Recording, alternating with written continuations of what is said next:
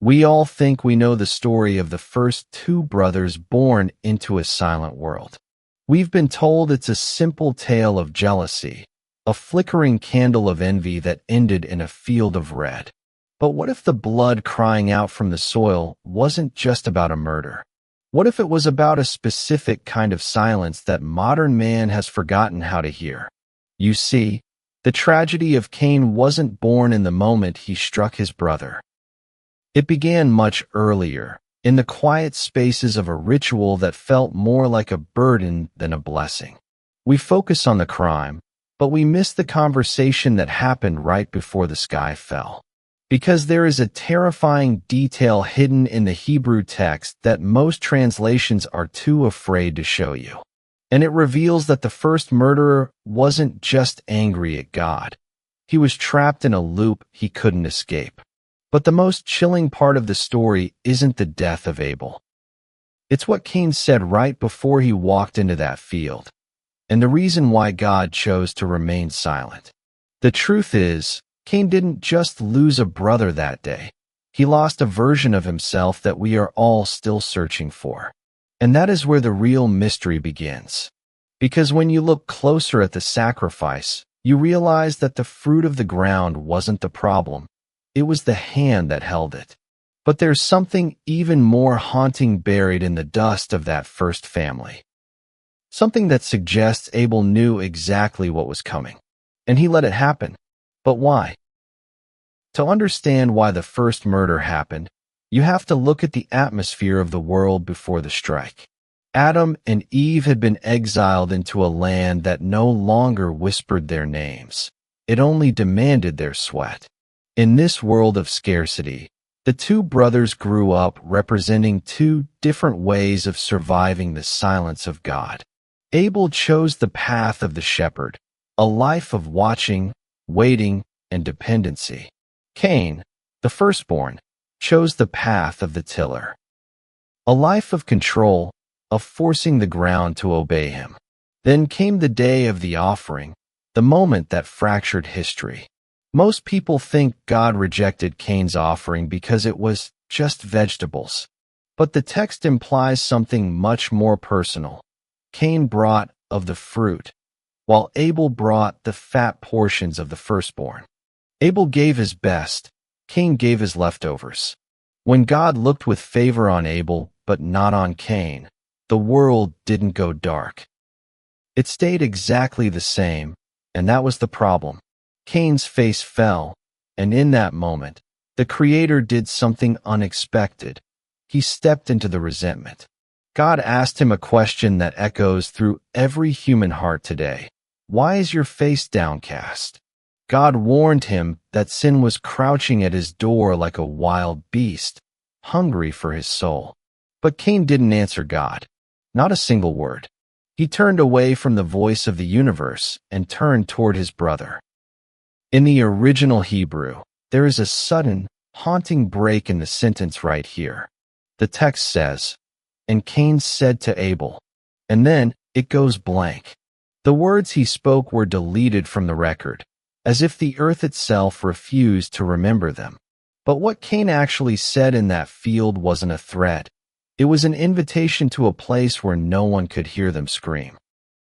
We've spent centuries viewing the mark on Cain's forehead as a brand of a monster, a cosmic keep-away sign. But look closer at the moment it was given. Cain was terrified, convinced that in a world without his brother, every stranger was a potential executioner. God didn't mark him to shame him. He marked him so that the cycle of blood would stop with him. It was the first act of divine restraint in a world that had just learned how to hate. Cain then walked away from the presence of the Lord, moving east of Eden to a place called Nod, which literally means wandering. He tried to build a life in the land of the restless. And interestingly, the first thing the first murderer did was build a city. He was trying to create the security he had lost when he turned his hand against his own blood. But a city built on a foundation of hidden blood can never truly be a home. It's just a bigger cage.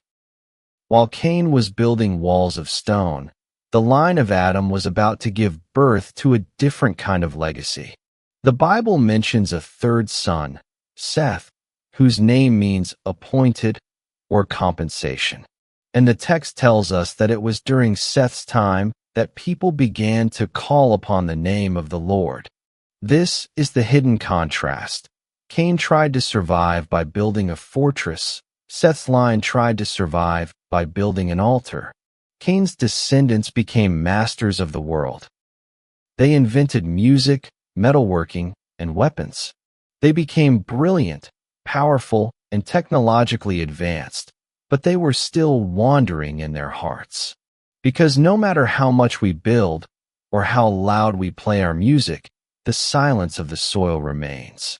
But there is a final secret in this story, one that connects the blood in the field to a hill far in the future.